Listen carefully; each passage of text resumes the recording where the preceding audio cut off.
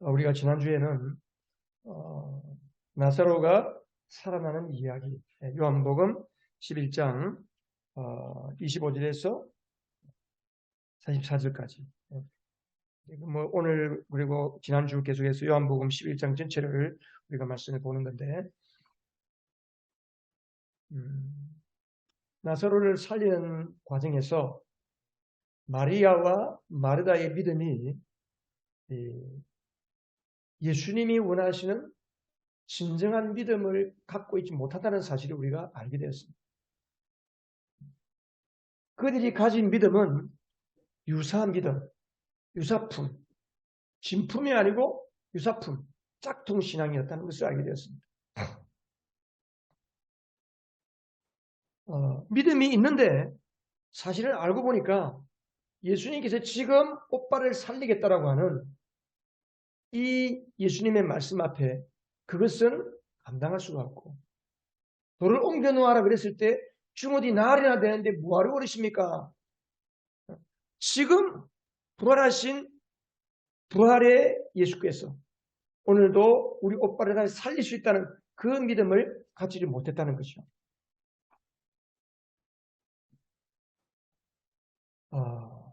유사 믿음이 뭡니까? 유사 믿음은 두 가지입니다. 하나는 지식적인 동의입니다. 지식적으로 잘하는 믿음.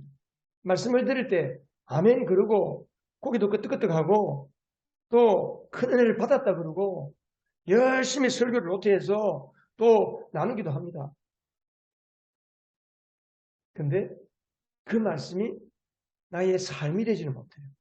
오늘 내 삶을 변화시키는 말씀이 되지 못하더라는 거예요. 머릿속에만 있는 지식적인 동의. 이것은 귀신들도 믿고 뜬다고 했습니다. 하나님이 한 분이신 줄로 잘 믿느냐? 귀신들도 믿고 뜬다고 했습니다. 또 한 가지는 뭐냐면 현세적인 믿음.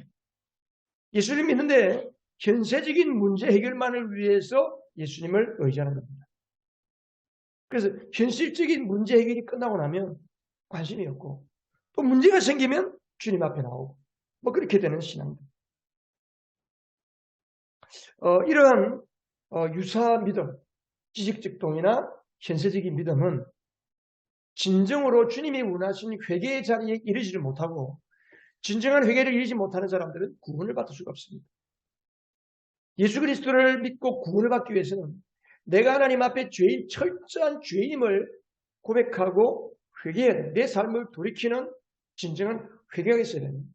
내가 회개할 때 성령께서 나의 죄를 비춰주시고 하나님의 사랑을 깊이 알게 하시고 그 사랑 앞에 내가 꼬꾸리지면서 하나님의 놀라운 은혜를 힘입고 나를 구원하신 하나님의 사랑을 내가 받아들이고, 그래서 성령이 우리의 눈을 열어주셔서 구원이 무엇인지, 그리고 내가 예수 그리스도와 함께 하나 되었다고 하는, 성령과 내 영이 하나 됐다고 하는 이러한 자리까지 이르게 해주시는 것이 이게 구원이라는 것입니다.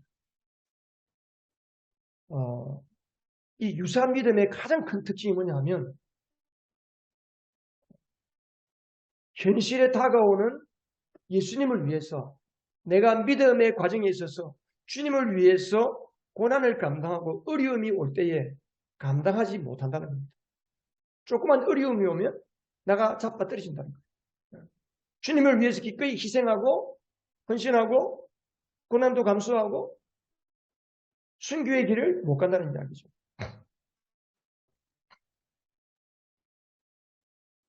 그래서 마태복음 10장 39절에 보면 자기 목숨을 얻으려는 사람은 목숨을 잃을 것이요 나를 위하여 목숨을 잃는 사람은 목숨을 잃을 것이다. 예수님께서 누구든지 누가복음 9장 23절에도 보면 누구든지 나를 따라오거든 자기 십자가를 지고 자기를 부인하고 나를 따르라 그랬습니다. 그래서 오늘도 계속해서 우리가 이 유사 믿음, 우리가 가장 경계해야 될 게 뭐냐 하면 내가 예수를 잘 믿는다라고 하는 착각입니다.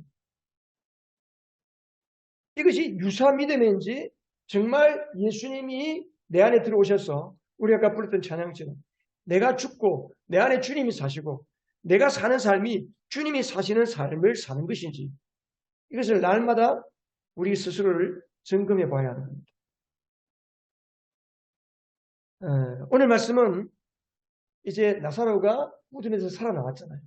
우리 지난주에 그랬습니다. 무덤에서 나사로가 나올 때 예수님께서 뭐라고 그랬어요?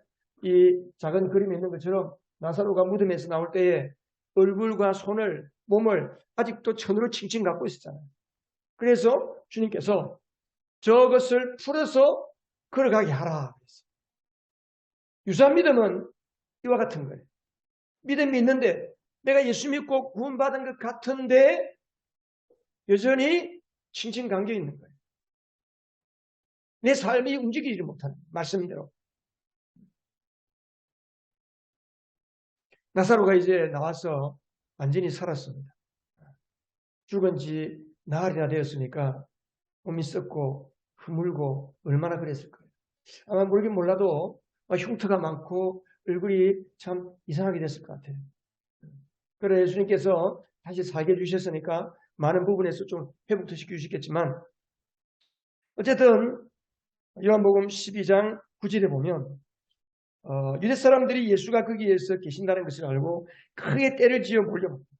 많은 사람들이 몰려온 거예요. 누구를 보기 위해서? 그들은 예수를 보려는 것만 아니라 그가 죽은 사람들 가운데서 다시 살리신 나사로를 보려는 것이다. 그리고 11절에는 나사로 때문에 많은 유대 사람이 유대교에서 떨어져 나가서 예수를 믿었다 그랬어요. 많은 사람들이 다시 살아난 나사로를 보기 위해서 나사로의 집에 와서 나사로를 보는 거예요. 오늘날로 말하면 아마 그랬을 거예요. 나사로가 모든 전국에 있는 교회를 다니면서 간증 집회를 했을 거예요.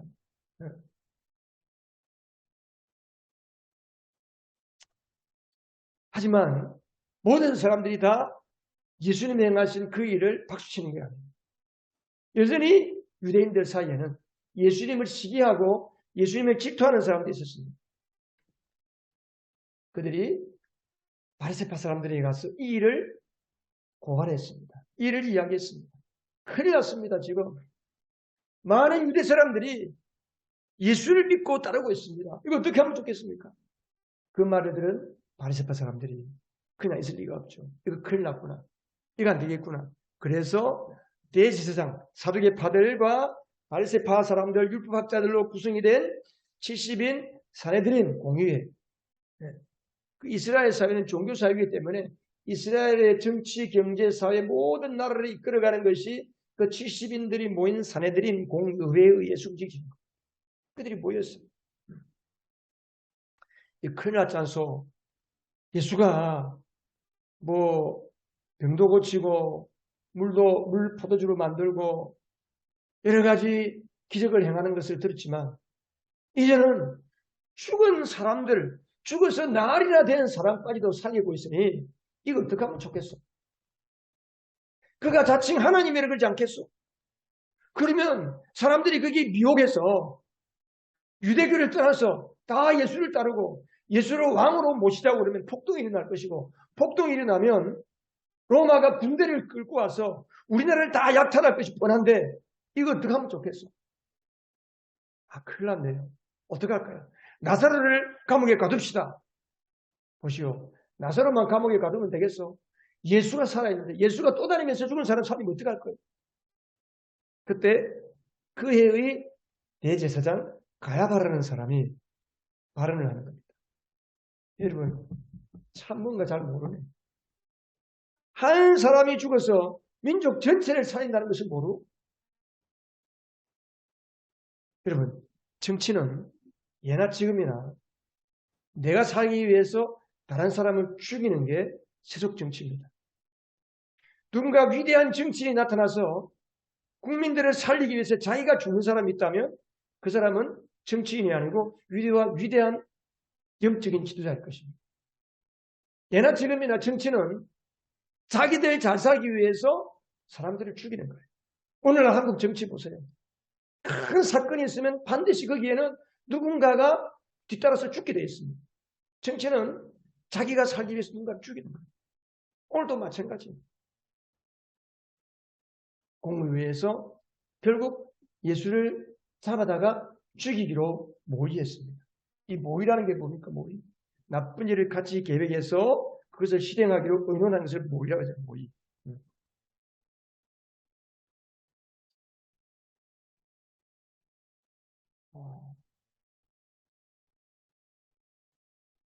결국은 병들어서 죽었던 나사로를 살린 이 일 때문에 예수님이 십자가에 죽게 되는 결정적인 사건이 되었습니다.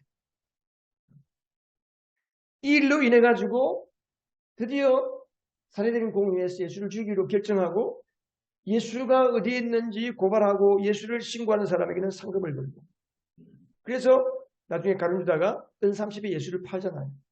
예수가 죽게 되는 거예요.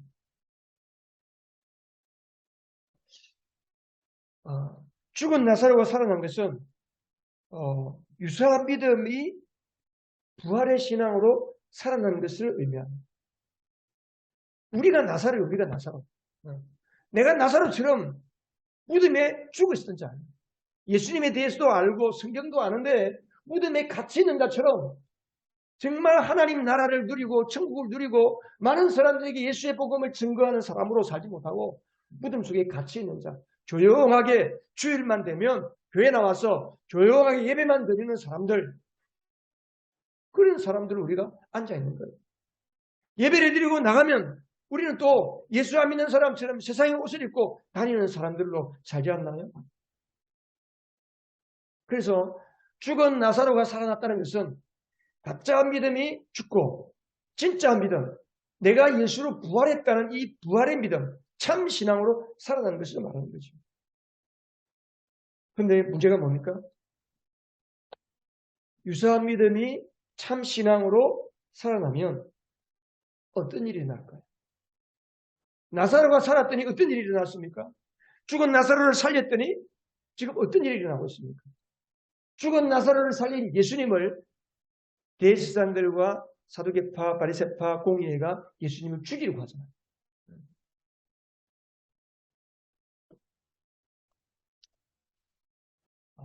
그래서 그들이 모여서 이렇게 예수님을 죽이기로 다 결정을 했어요. 여러분, 유사한 믿음을 버리고 진짜 믿음으로 살게 되면 크게 세 가지 일들이 납니다. 세 가지. 첫 번째는 여러분들이 유사한 믿음을 버리고 진짜 믿음으로 살게 되면 여러분 때문에 예수 믿는 사람이 많아지게 됩니다. 나사로 때문에 예수 믿는 사람이 많아지는 것처럼 여러분들이 참 신앙으로 산다면, 정말 예수님을 제대로 믿고 부활의 신앙으로 살게 된다면 여러분으로 인해서 예수 믿는 사람이 많아지게 됩니다.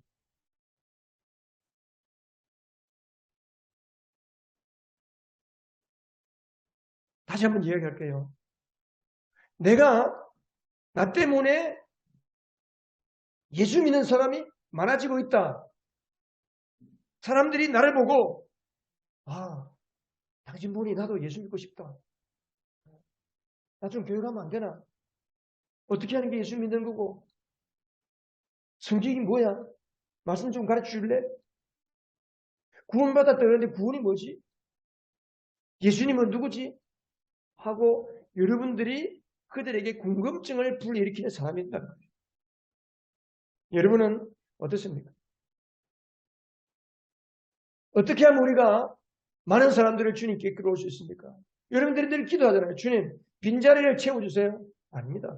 주님이 빈자리 채워주는 게 아니고 내가 나가서 그 사람들에게 내 참 신앙, 부활의 신앙으로 살면 그들이 우리를 따라서 하나님 앞으로 나오게 됩니다. 그래서 내가 나사로처럼 되어서 살면 그들이 나를 보고 내 삶에 일어나는 일들, 내 삶에 여러분들이 참 신앙을 가지고 살면 여러분들의 삶이 일상이 뭐가 돼요? 기적이 되는 거예요. 내가 믿음으로 사는 일들마다 하나님이 간섭하시고 하나님이 일해 주시니까 기적이 나타나는 거예요. 역사가 나타나는 거예요. 그 역사들을 보고 사람들이 와, 예수 믿으면 나도 저렇게 되나? 교회 가자는 말할 필요가 없죠. 여러분 주변에 있는 사람들이 여러분들을 보고 언니, 형님, 아무개 씨, 나도 좀 교회 갈까? 근데 교회 가려고 하니까 이것도 걸리고 저것도 걸리는데 괜찮아. 담배 피워도 괜찮아. 술 마셔도 괜찮아. 우리 제사 지내는데. 근데 예수는 믿고 싶은데 어떻게 하면 좋아? 여러분들에게 그런 이야기를 듣는 것이 여러분들이 그런 이야기를 듣는 것이 정상적인 예수 믿는 사람입니다.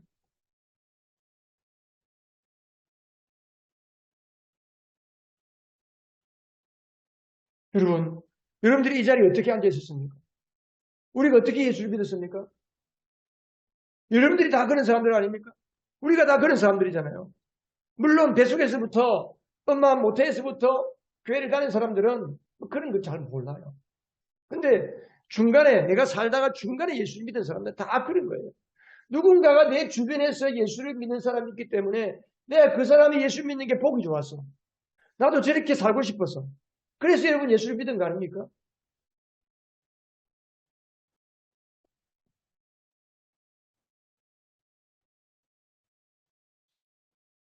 여러분 때문에 우리 각자, 우리 예언교회 성도들 여러분 한 사람 한 사람 때문에 여러분 주변에서 많은 사람들이 하나님께 돌아오는 역사가 많아지기를 축복합니다.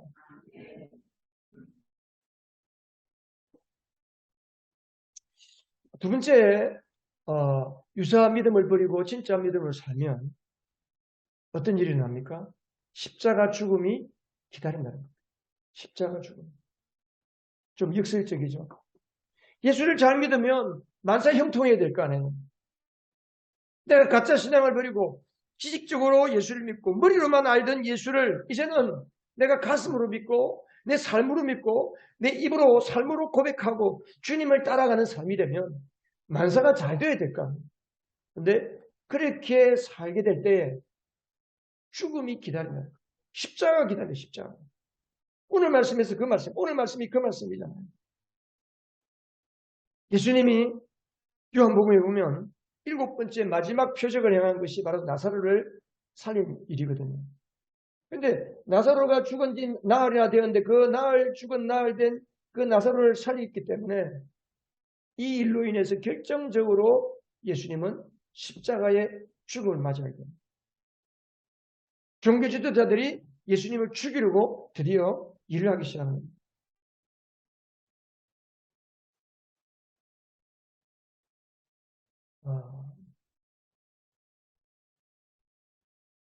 근데 예수님이 왜 죽으실까요? 여러분, 물로 포도주를 만들고 병자들을 고치고 문득병자를 고치고 또 죄인 취급하는 창녀와 세리들을 가까이 하고 그 정도는 사람들이 선지자구나. 하나님이 보내신 특별한 능력이 있는 사람이구나. 정도밖에 모르고 그렇게 인정합니다. 근데 죽은 사람을 살리잖아요. 죽은 사람. 더군다나 우리 요한복음 9장에서 보면 나면서부터 소경된 눈에 동공이 없는 사람의 눈을 넣어주고 눈을 만들어주고 그 사람을 보게 하잖아요. 이게 창조주가 아니면 할 수 없는 거예요. 하나님이 아니면 죽은 사람을 살릴 수가 없잖아요. 그러니까 이율부학자들이나 종교 지도자들이 볼 때는 저 사람이 틀림없이 메시아구나. 그리스도구나. 여러분, 예수를 죽인 그 종교 지도자들이 예수님이 그리스도인 줄 몰랐기 때문에 죽은 게 아닙니다. 하나님의 아들이기 때문에 죽은 거예요. 하나님의 아들이기 때문에. 예수님이 하나님의 아들이라고 하기 때문에 신성 모독죄를 뒤집어 씌워서 죽은 거예요. 왜 그랬습니까? 자기들의 권력을 놓기 싫었어. 내 있는 현재의 위치를 놓기 싫었어. 내 삶을 포기하기 싫었어.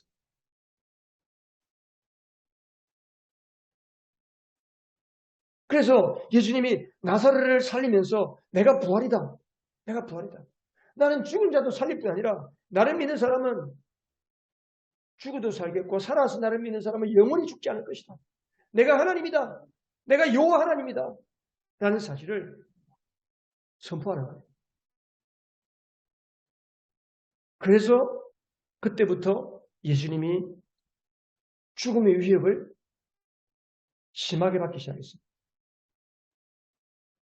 우리 신앙도 마찬가지인 것 같아요. 우리가 머리로 믿는 신앙 혹은 문제 해결만을 위해 믿는 신앙을 버리고 내가 정말 예수 그리스도가 나의 주님이시고 정말 내가 구원받은 것이 믿어지고 하나님의 사랑이 믿어지고 그래서 이제는 내가 나를 위해 사는 삶이 아니고 내 안에 계신 예수 그리스도가 사는 삶을 살겠다라고 결심하고 그 삶을 살기 시작하면 그때부터 진짜 어려움이 오는 거예요. 진짜 어려움. 예수님처럼 고난이 찾아온다는 거예요. 고난이. 여러분, 기독교는 십자가가 없는 종교가 아니에요. 십자가가 없는 부활이 없습니다. 부활의 삶을 살려면, 부활의 영광을 누리려면 반드시 십자가를 통과해야 됩니다. 십자가, 고난. 오늘날 기독교는 고난을 이야기하지 않습니다. 죄 문제를 이야기하지 않습니다. 그런데 예수 믿으면 여러분 잘 됩니다. 예수 믿으면 어려움이 없어집니다. 병을 고칩니다. 돈을 많이 법니다. 행복해집니다. 이것만 이야기하는 거죠. 사람들이 고난을 싫어하니까. 십자가를 싫어하니까. 여러분, 십자가는 목걸이로 걸고 다니는 게 아니고 내가 지고 가는 거예요. 메고 가는 겁니다.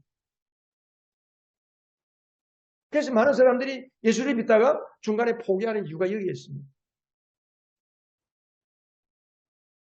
이제 제대로 거듭나지 못한 사람들이 그러죠. 제대로 거듭나지 못한 사람. 초대교회 수많은 성도들이 이 고난의 길을 걸어갔습니다. 히브리서에 보세요. 히브리서 10장에 보면 많은 사람들이 그 초대교회 당시에 톱으로 몸이 잘려서 죽기도 하고 불 속에 들어가서 죽기도 하고 철판에 펄펄 끓는 이렇게 달궈진 철판에 들어누워서 튀겨서 죽기도 하고 끔찍한 처형을 당했습니다. 생배장을 당하기도 하고. 왜 그랬습니까? 예수님이 나의 주님이시기 때문에 나의 목숨을 살려주시고 나에게 생명을 주시고 나에게 영원한 생명을 주신 그 예수님, 나에게 진정한 하늘나라를 알게 하시고 구원을 주신 그 하나님, 나를 위하여 내 대신 내가 억만 번 죽어도 감당할 수 없는 나의 죄를 위하여 대신 죽어주신 그 예수님, 내가 죽어야 할 자리에 나를 대신해 죽으신 그 예수님이 내 안에 살고 계시기 때문에 나는 주님을 부인할 수가 없습니다. 그것 때문에 죽는 거예요. 그것 때문에 우리가 고난을 받는 거예요. 그게 기꺼이 고난을 받는 겁니다. 우리가 요한복음을 보고 있지만 요한복음의 제자인 요한, 사도 요한의 직계 제자가 폴리갑이라고 하는 분이 있습니다. 폴리갑. 이 폴리갑은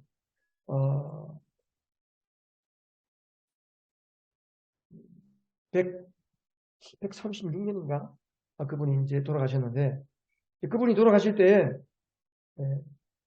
이제 로마 제국은 로마 황제도 신이고, 그리고 헬라의 신들이 많잖아요. 헬라의 신들. 제우스 신, 비너스 신, 뭐 온갖 신들이 많습니다. 그 신들을 다 인정하는 거예요.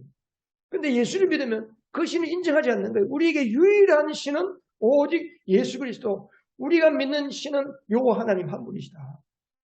이것을 고백하니까. 그래서 많은 사람들이 무신론자, 너희들은 신을 없다고 하는구나. 그래 죽이는 거예요. 폴리갑이 죽을 때 그랬습니다. 나를 86년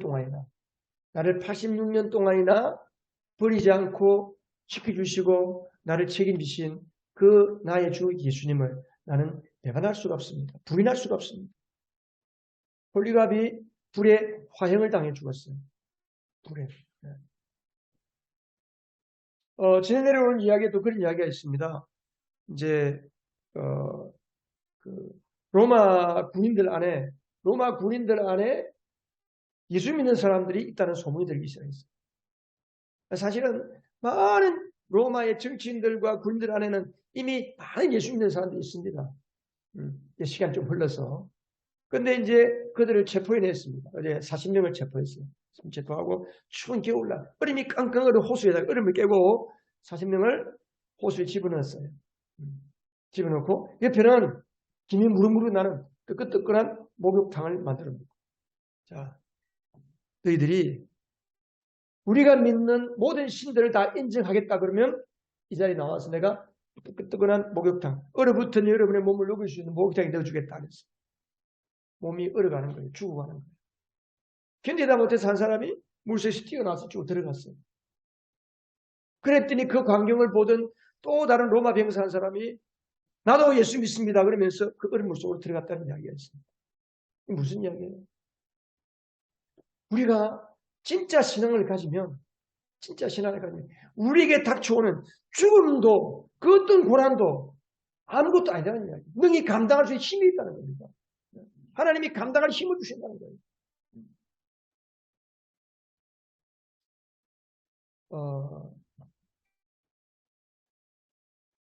우리가 오늘도 예수를 제대로 믿으려고 하면 우리 주변에 나를 모르는 사람에게서부터 반대와 핍박을 받는 게 아니고 나를 가장 잘 아는 가족이나 내 가장 가까운 사람에게서 핍박을 받을 때가 많습니다. 우리가 아까 읽었던 마태복음에 보면 마태복음 10장을 넘어가 보세요. 마태복음 10장에 가면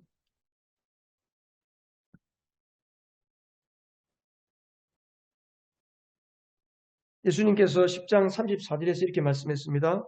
너희는 내가 세상에 평화를 주려고 온 줄로 생각하지 말아라. 평화가 아니라 칼을 주려고 왔다. 그러면서 36절에 가면 사람의 원수가 자기 집안 식구일 것이다. 나보다 아버지나 어머니를 더 사랑하는 사람은 내게 적합하지 않고 나보다 아들이나 딸을 더 사랑하는 사람도 나에게 적합하지 않다. 또 자기 십자가를 지고 나를 따르지 않는 사람도 내게 적합하지 않다.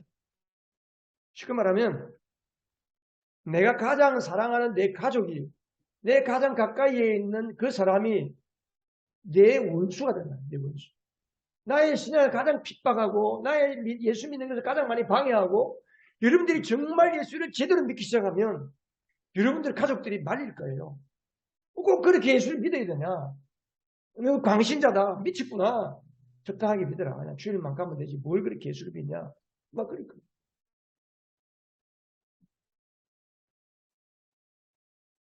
어떻게 내 식구가 내 가족이 내 원수가 될 수 있습니까?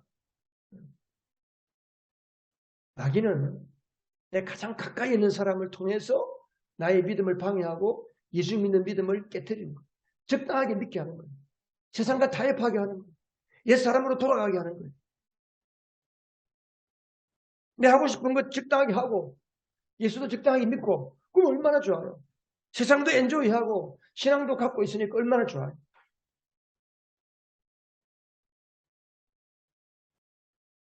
그러다 보니까 내 가장 가까이 있는 가족이 나의 원수가 된다는 거예요. 여러분 원수가 뭐예요? 십자가는 거예요. 십자가. 여러분 십자가는 내가 죽어야 할 형틀이지 메고 다니는 장식품, 세워놓는 어떤 장식품이 아닙니다. 지금 말하면 내 가족이 원수다. 어떻게 내 가족이 원수가 될 수 있어요? 그 말이 뭐냐 하면 그 원수는 내가 미워해야 되잖아요. 예수님 원수까지 사랑하라고 그랬는데 어떻게 내 가족을 미워할 수 있나요? 그게 아니에요. 여러분 내 가족이 원수다. 내 가족이 십자가다 이 말은 뭐냐 하면 그 가족으로 인해서 내가 죽어야 하는 거예요. 그 사람을 죽이려고 하면 안 돼. 내가 죽어야 돼. 내가 죽어야 돼. 그게 내가 십자가를 지고 가는 거예요.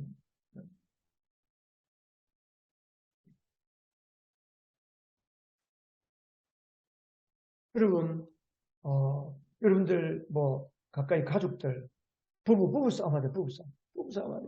평소에는 안 그랬는데 부부싸움 하고 나면 꼴도 보기 싫어 미워요. 근데 사실은 상대방 때문에 내가 힘든 게 아닙니다. 사실은 여러분들이 힘든 이유는 뭐냐 하면 나 때문에 내가 힘든 거예요. 나 때문에 내가 죽지 않고 살아있기 때문에 힘든 거예요. 내 고집대로, 내 뜻대로, 내 원하는 대로 되지 않기 때문에 내 스스로 스트레스 받고, 내 스스로가 열받고, 내 스스로를 힘들게 하는, 여러분을 힘들게 하는 게 상대방이 아니고 여러분 자신인 것을 알아야 돼요. 내가 여러분, 우리가 예수를 안 믿으면 뭐 그렇게 힘든 거, 고난, 뭐 없어요. 그냥 적당히 살면 되니까. 근데 예수를 믿기 때문에 오는 거. 물론 여기에는 내가 실수해서, 내가 잘못해서 겪는 어려움 말고, 내가 예수를 잘 믿으려고 하다 보니까 생기는 어려움들을 말하는 거예요. 내가 예수를 정말 잘 믿고 싶은데 어려움이 생기는 거죠. 결국은 우리가 내가 지고 가야 할 십자가는 뭐냐? 그 십자가에 내가 죽어요. 내가 죽어. 그래서 내 가족을 미워하고 내 가까이에 나를 핍박하고 나를 조롱하고 내가 예수 믿는 것을 방해하는 그 사람을 원수로 미워할 게 아니고 그 사람으로 인해서 나를 보는 거예요. 나를.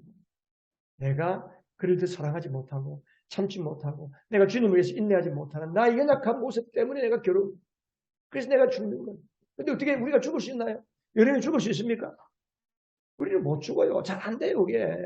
안 죽어져요. 우리는 정말 죽어버리고 노력하는데 노력하면 노력할수록 힘들어요. 그럼 어떻게 해야 돼요? 그래서 예수님이 우리를 대신해서 십자가에 죽으십니다. 내가 못 죽으니까 나를 대신해서 예수님이 죽으셨구나.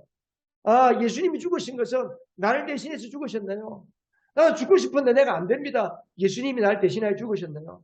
맞습니다. 내가 예수님을 인해서 나도 죽었습니다. 감사합니다. 주님. 그래서 예수님이 날 대신하여 죽으신 것을 믿고 믿음으로 받아들이고 감사하고 시인하고 감사하기 시작하면 우리는 죽게 돼요. 죽음으로 끝난 게 아니죠. 그 십자가로 인해서 내가 부활하게 됩니다. 부활. 그래서 가장 큰 싸움은 자기 자신과의 싸움. 내 자신과의 싸움에서 이기는 것은 예수님이 나를 위해 죽으셨다는 것을 믿고 받아들이고 그것을 감사하는 겁니다. 그 고난과 역경 속에 내가 감사할 때 우리는 더 이상 십자가가 나에게 짓누르는 짐이 아니고 십자가가 지고 하는 즐거움이라는 사실을 알게 될 것입니다.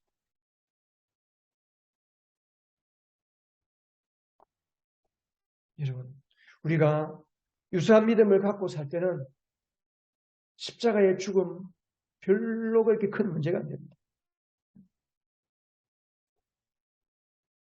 여러분, 우리가 믿음을 지키려고 할 때에 믿음의 길을 가려고 할 때에 내가 진정으로 참 믿음을 가지고 주님을 섬기려고 할 때 찾아오는 어려움들 우리가 감당할 수가 없습니다. 내 힘으로 감당할 수 없습니다. 그래서 예수님이 감당하게 해주시고 그래서 우리 안에 성령을 주시고 성령께서 우리를 위하여 대신해서 기도해 주시고 우리를 도와주시고 우리를 늘 삶에서 지켜주시고 생각나게 하시고 깨닫게 하시고 도와주시고 로마서 8장 26절에 보면 우리를 대신해서 간구하시는 단시간에 간구하시는 거예요. 도와주시는 거예요.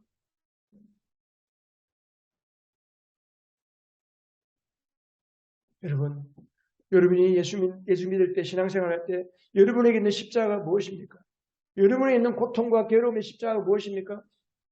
여러분, 그 십자가에서 여러분이 죽었음을 고백하시기 바랍니다. 여러분이 죽었음을 시인하시기 바랍니다. 그리고 나를 대신해서 예수님이 죽으신 것을 감사하시기 바랍니다. 그럴 때 우리는 십자가의 죽음에서 부활하고 부활의 감격으로 부활의 기쁨으로 구원의 은혜로 우리의 삶이 한 걸음 더 성숙하고 예수님을 닮게 될 줄로 믿습니다. 세 번째 우리가 유사한 믿음을 버리고 진짜 믿음으로 살게 되면 어떤 일이 일어나는가? 그때 드디어 순종의 열매가 맺히게 되는 겁니다. 여러분, 우리가 예수를 믿는 길은 단한 길이 아닙니다. 때로는 어려운 길도 있습니다. 때로는 정말 내가 신앙을 포기해야 되나 말해야 하나 하는 그런 길에 있어서 진짜 고민할 때도 있습니다. 그러나 여러분, 우리가 풍랑 만났을 때 나를 향해 찾아오시는 주님을 바라보면서 나아갈 때 어떤 일이 있었습니까? 여러분, 사도 바울이 정말 자기의 목숨을 주님께 의탁하고 내가 산 것이 내가 아니요 주님이 나를 위해 살고 계신다. 내 목숨도 주님의 것입니다라고 목숨까지도 주님께 의탁하고 그 길을 갔습니다. 그래서 그가 체포당해서 로마 황제까지 끌려가는 그 과정에서 지중해를 가는 그 배 안에서 폭풍을 만났다. 유라굴로라고 하는 큰 폭풍을 만났습니다. 배가 산산조각 다 깨지고 배가 파손당해서 침몰 위기에 있었습니다. 그는 쇠사슬에 묶인 죄인이었습니다. 선장도 있고 그를 호송하던 장교도 있었고 군인들도 있었습니다. 그런데 폭풍을 만나서 모두가 다 죽음의 위기 가운데 처하니까 결국은 누가 선장 노릇을 하게 됩니까? 사도 바울이 선장 노릇을 하는 거예요. 바울이 나중에 여러분 이제 나는 음식을 다 배불리 먹으십시오. 하나님께서 여러분들을 안전하게 지켜주시겠다고 말했습니다. 여러분을 나에게 맡겼습니다. 여러분 이제 두려워하지 마십시오. 하나님 여러분들을 책임지실 것입니다. 그날 밤에 사도 바울이 담대하게 그렇게 이야기했고 동이 트자 그들은 항구의 어느 해변에 도착을 하게 됩니다. 여러분 우리가 참 신앙을 갖고 살아갈 때에 십자가의 고난만 만나는 것이 아닙니다. 그 십자가의 고난에 의해서 묵묵하게 인내하고 잡고 나갈 때에 하나님은 그것을 통해서 우리를 우뚝 세워주시고 하나님의 영광을 드러내시는 위대하신 하나님, 우리에게 은혜를 베푸시는 하나님이신 것을 믿으시기 바랍니다.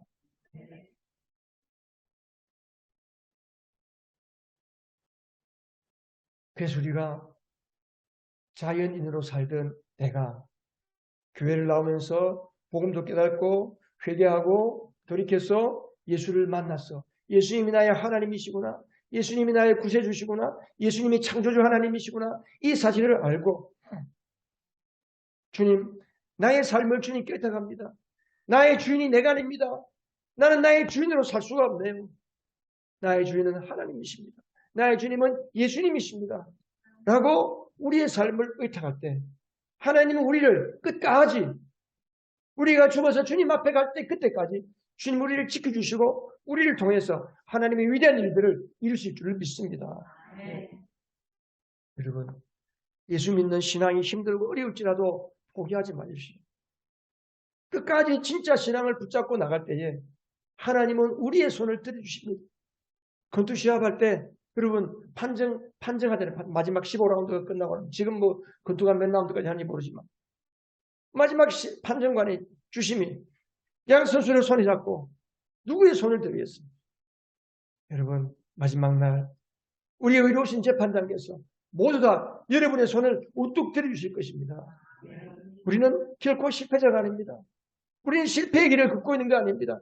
실패를 성공으로 이끌기 위해서 노력하는 자들이 아닙니다. 이미 예수 그리스도를 통해서 승리한 자들입니다.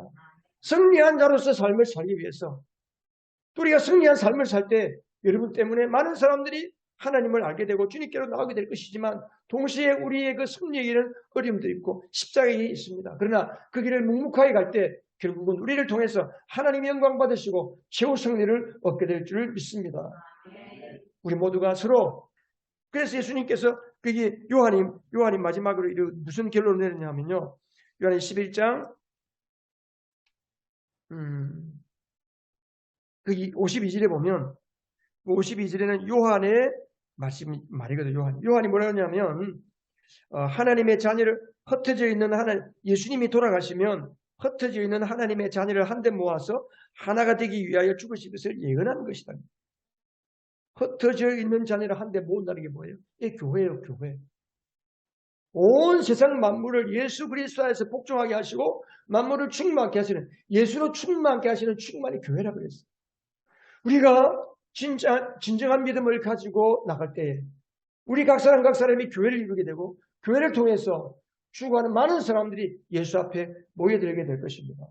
하나님, 우리의 삶이 이러한 놀라운 삶, 승리의 삶이 되기를 주님의 이름으로 축복합니다.